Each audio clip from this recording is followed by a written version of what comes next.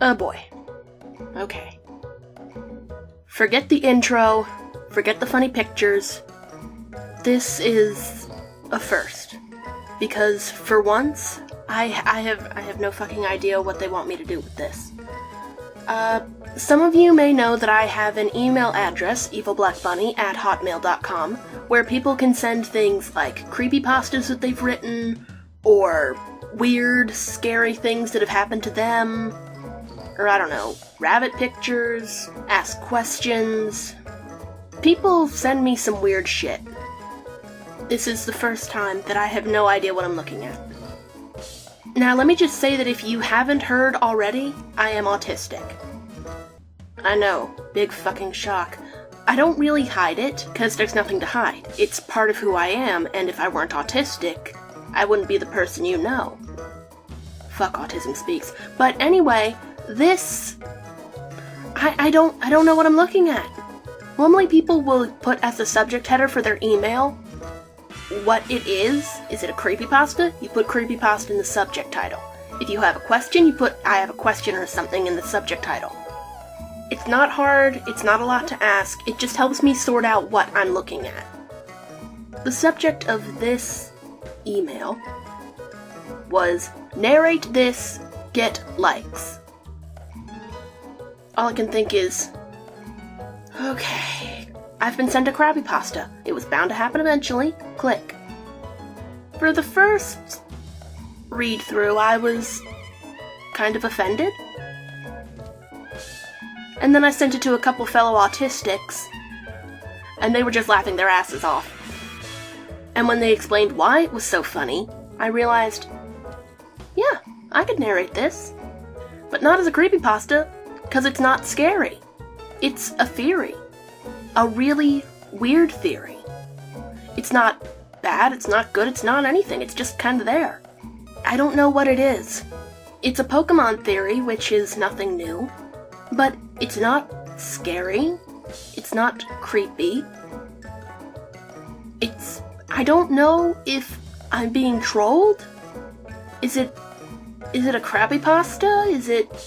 Is it written by a fellow autistic who is trying to get the word across? Is the person a native speaker of English? Did they write it in their own language and then run it through Google Translate and this nightmare popped out? I don't know what I'm looking at. But it made me laugh, so I'm gonna read what was sent to me in the email.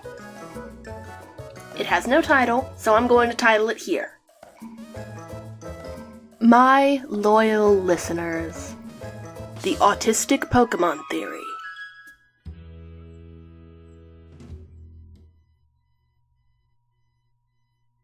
The autistic type. An unborn and malformed addition to the Pokemon series. Along with this type having a resistance but clearly not an immunity to metal. With each edge and blunt point of this type representing how an autistic's life will unfold, their resistances to fire, ice, rock, ground, fighting, water, flying, and steel are all resistances they forcibly will build up the hard way as an adulthood edges closer and closer, along with grunt work and the possibility of homelessness as well as the fantasy of using places of formidable weather and terrain as safe zones where people can't get at them without getting slain by the weather and terrain. Their immunity to fairy attacks represents a small multitude of aspects, one being their hidden, undocumented, theoretical, unexperimented, yet very much present edge over the Kunoichi, a strictly female class of ninja well known for infiltrating enemy clans disguised as members to said families and getting said enemies mentally wrapped up enough in their sexualized appearance to spill the beans for even the most classified of information, sending it to their allies. Giving the Kunoichi an absolutely unparalleled edge over feudal Japan, a society that was 100% dominated by neurotypical men. But that has been a massive was for a very long time. However, the absence of social skills and lust that autistics have and are forced to have allows them to put the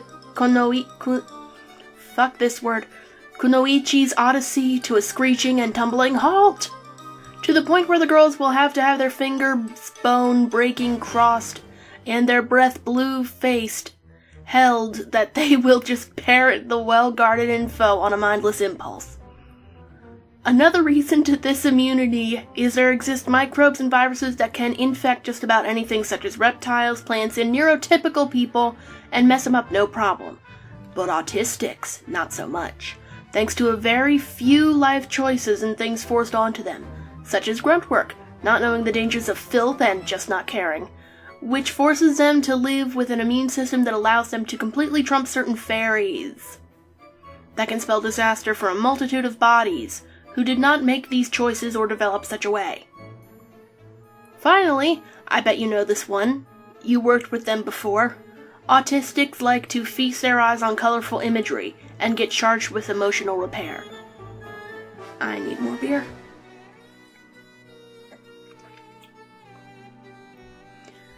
Their ability to hit water, fairies, steel, and itself twice as hard as those without neither resistance nor weakness to set attacks can be explained quite simply. Steel must watch out because autistics like to build, sculpt, and sit, even sometimes weld. In a way similar to Aaron and his Who is Aaron? And his Lego blocks, as Legos do have their way of dishing out and taking abuse, much like their less colorful, together and more natural doppelganger, metals. Also, autistics both have higher than normal, but often hidden intelligence, as well as a more often shown lesser sensitivity to physical pain, or at least they should, which make them essential for disassembling hulking machines, with enough discipline and challenge, such as Gundams. Are we still talking about Pokemon? Metal also has a series of medical properties that can cripple them as weapons, such as killing health, robbing germs by touch. Also, metal is everywhere, and autistics absolutely love magnets. And some metal stools can break under weight. Water types are also at a blunt point against autistics because a whole lot of them wind up swimming pools at some point of their school lives. If swimming pools had eyes, they'd wish they hadn't, thanks to the mutated and malformed way autistics look and act. Also, water has emotionally therapeutic properties, and autistics can always use a break from emotional trauma, along with benefiting from water in other ways that one can figure out easily, such as the exotic but very useful nutritional properties that seafood contains. Also, yar! Autistics are the first ones to walk the plank thanks to their lack of morals and talking. Army matey! Fairy types should be the most wary against autistics because of not only the reasons stated from their inability to hit them without an alternative that can be seen above, getting a mixture of constant thinking, enlightenment, and charged with emotional repair is an essential triforce of making a generation of harder, better, faster, stronger Daft Punk, and way more dangerous autistics. And what kind of thing can provide autistics this holy triforce? Anime! Which allows autistics to be able to set neurotypical otaku free from a prison of anime addiction if autistics wanted to. Given that anime girls are often a mixture of firepower and speed, instead of going all out on one or the other, and autistics having durability and intelligence that's on the rise when fighting said fairies, the result is hopefully one foe or more being outwitted by something they can't even dent! Also, they can wait for said fairies, or viruses, to clear a patch of terrain of darkness, normal people and reptiles. Then jump right in to rest safely, much like how trees are safe from when there's rainfall. Did I mention most of the time autistics have clear trouble getting along, explaining why a fight between two or more of them is beyond brutal and won't last long? Dark, normal, and dragon types, on the other hand, are all both resistant to autistic attacks and are capable of inflicting more serious than normal damage on autistics too. Dark because both you and I have seen autistics cry over spilt milk, let's face it. Also, their night vision is somewhat lacking. Thanks to their lack of social skills, they have trouble telling others what's wrong, causing emotional trauma to linger for longer, like poisoning or burning as seen in many RPGs. And finally, their lack of ability to socialize and Hunchback of Notre Dame-like appearance, what the fuck, can allow riffraff and valley girls to wreak all sorts of massive havoc on them, especially at nighttime. Which explains why fear, anger, guilt, apparitions, items, ability loss, and sadness are far more effective weapons against autistics, while droughts, rock slides, roundhouse kicks, sandstorms, and blizzards fail to faze them. Normal proves that autistics are wonderful yet very strange with their edge over them, because any plain vanilla regular Joe person, especially a loud enough woman or child, can easily call the cops and make autistics look like the riffraff they must avoid, and accuse them of attacking them in front of an oblivious crowd of many, which can give the urge of an angry mob to appear out of nowhere. Especially if the person, if of a high status to the point you are way better off to cry for help than hit an autistic at all if you're fighting one. What the fuck? Not to mention that most families of autistics wind up spoiling them rotten, stripping them of their ability to function in any useful way, completely oblivious that autistics need discipline and challenge as much as they do. I learned this because I knew a fellow autistic who did nothing after high school, causing him to completely lose his once admirable ability to function in public thanks to the absence of mental stimulation.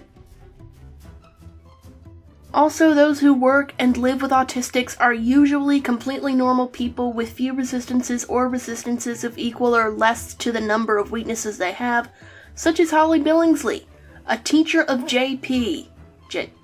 What the hell is JP? Who specializes in autistics, and I see her as a grass normal type as a result. She also loves gardening and hates it when the weather turns fierce. Dragons and other reptiles also proves how unusual autistics are with their edge over them. Reptiles have very particularly little to worry about when pitted against autistics, who are not armed with ice weapons or the company of fairies just because of simply narcissism. Narcissism can very easily damage autistics in two ways.